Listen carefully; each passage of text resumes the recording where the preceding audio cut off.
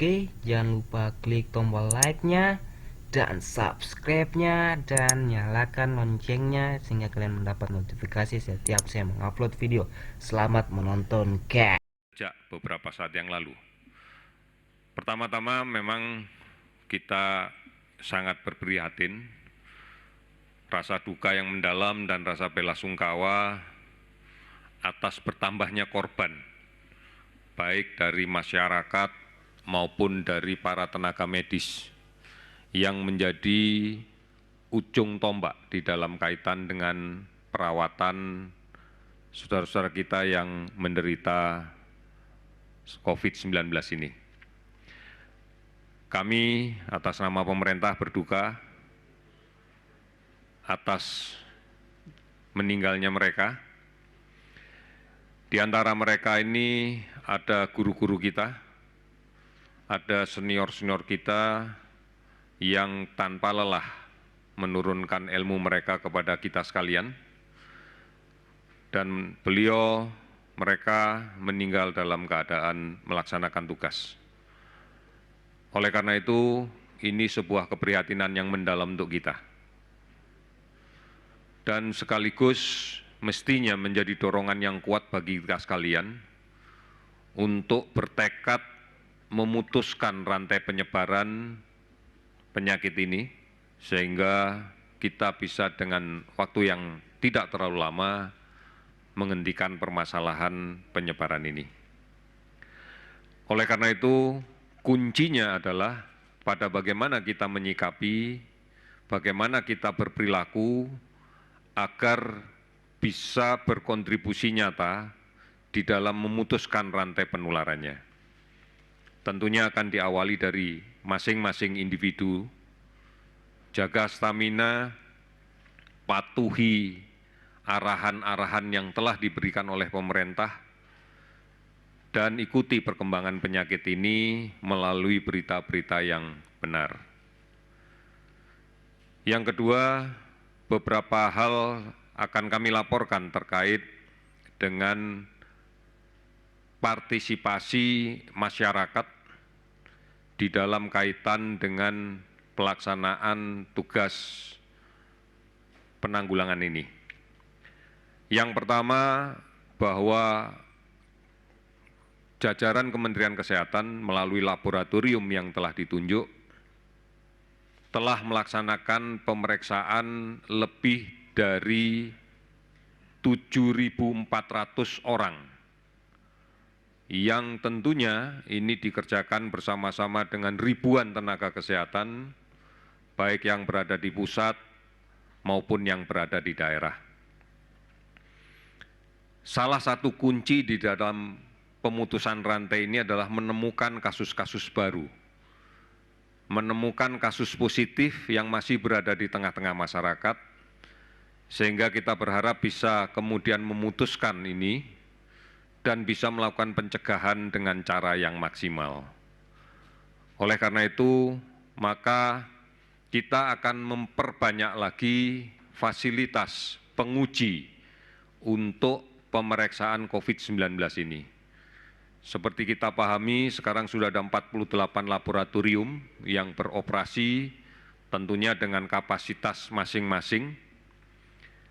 Dan kita akan menambah lagi dengan kemudian mengaktifkan beberapa alat diagnostik yang semula kita pakai untuk pemeriksaan TBC, ternyata secara teknologi bisa dikonversi untuk digunakan melaksanakan pemeriksaan COVID-19.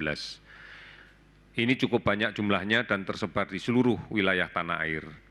Namun masih diperlukan beberapa konversi dari mesin dan kemudian beberapa setting. Kita akan bekerja keras untuk mengejar ini semuanya. Sampai dengan saat ini sudah lebih dari 300.000 APD yang kita distribusikan ke seluruh wilayah untuk digunakan oleh para tenaga kesehatan yang menangani kasus COVID ini. Ini menjadi bagian yang penting karena kita tahu hanya dengan alat perlindungan diri yang benar, yang terstandar, maka tenaga kesehatan bisa melaksanakan kegiatannya dengan baik.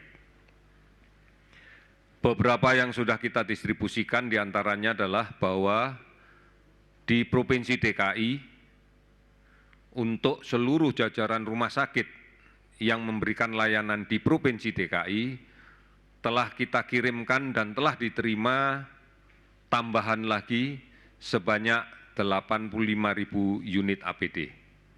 Ini jumlah yang belum mencukupi jika dihadapkan pada perkembangan kasus yang nanti akan terus berjalan. Oleh karena itu kami akan senantiasa untuk mencari APD ini dan mendistribusikan kembali. DKI telah menerima 85.000 unit, kemudian Jawa Barat dan seluruh jajaran rumah sakit yang ada di Jawa Barat sudah kita kirimkan 55.000, kemudian Jawa Tengah 20.000, Jawa Timur 25.000, DIY 10.000, Bali 12.500, kemudian Banten 10.000. Di luar Jawa Bali kita sudah distribusikan juga lebih dari 5.000 untuk masing-masing provinsi. Angka ini tentunya bukan angka yang kita anggap cukup dan berhenti sampai di sini, karena terus kita akan mengirimkan lebih lanjut. Kemudian kita secara terus-menerus tiap hari berkoordinasi dengan seluruh rumah sakit rujukan yang disiapkan, seluruh rumah sakit rujukan pemerintah, pemerintah daerah, TNI, Polri, BUMN, swasta, dan seterusnya. Kita sudah menyiapkan lebih dari 4.000 kamar untuk kita siapkan di dalam rangka menghadapi wabah pandemi COVID-19 ini. Rumah sakit darurat juga sudah dibangun dan sudah dioperasionalkan, diantaranya Wisma Atlet yang kita siapkan dengan kapasitas sekitar 3.000 tempat tidur. Namun hari ini masih dilaporkan hampir 500 yang terpakai. Semua fasilitas kita akan terus evaluasi dan terus kita lengkapi dalam rangka memberikan layanan yang terbaik. Namun kembali lagi bahwa kuncinya adalah bukan seberapa banyak rumah sakit yang disiapkan, bukan seberapa banyak laboratorium dan peralatan yang disiapkan, tapi kuncinya adalah seberapa banyak peran kita semuanya untuk mencegah jangan sampai terjadi penularan. Karena ini menjadi penting. Kapasitas kita tidak ada artinya kalau semuanya sakit. Kapasitas kita tidak akan bermanfaat manakala semuanya menjadi sakit. Oleh karena itu, mari bersama-sama kita jaga.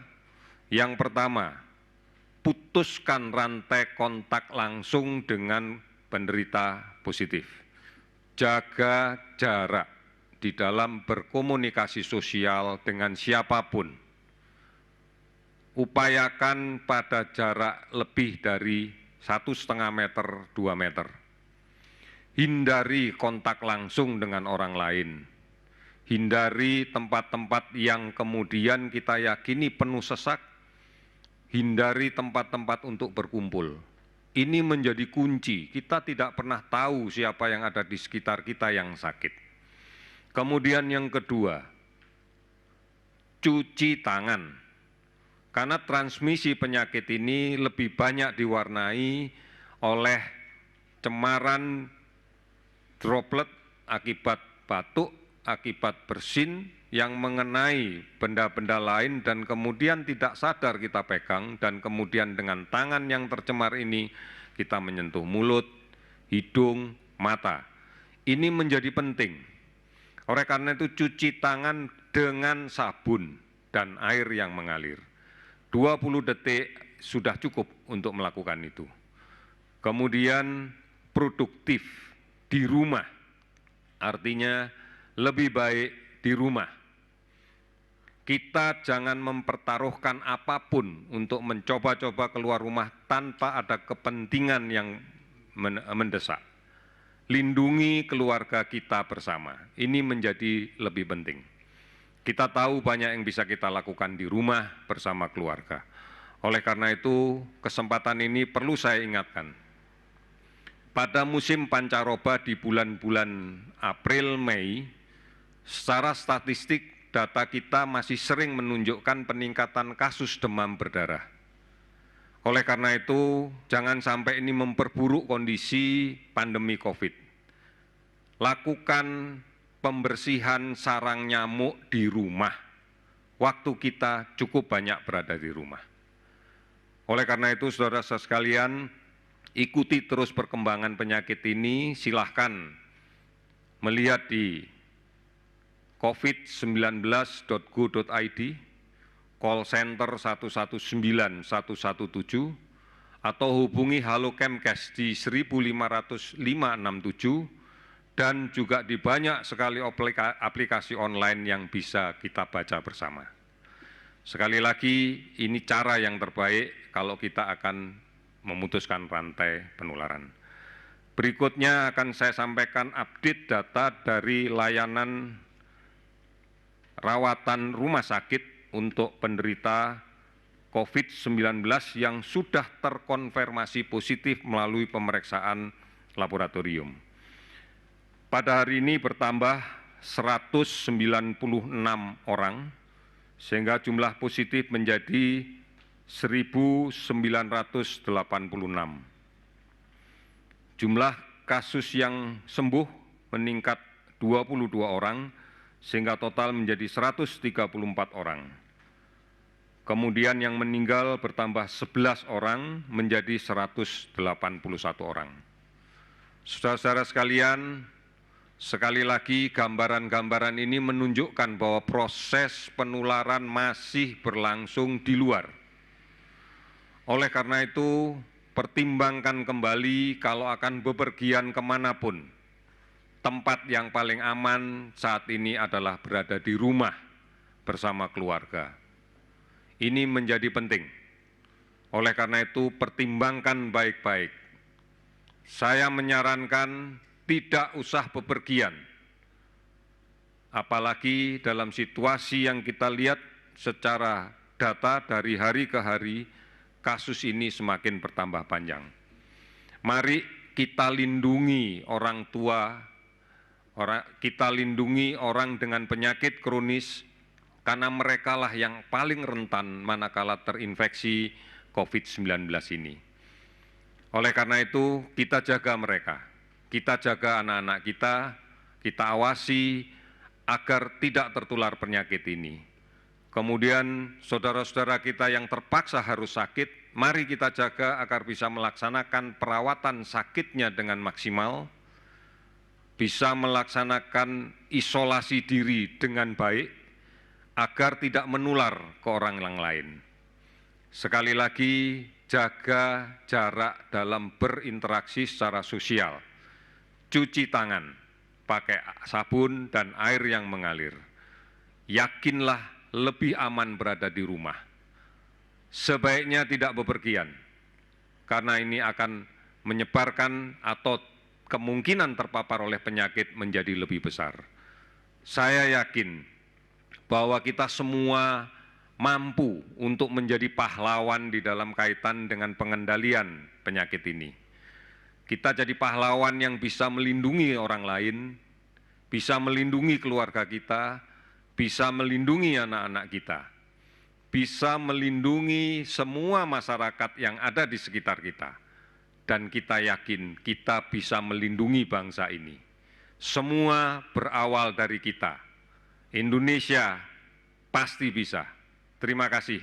Selamat sore.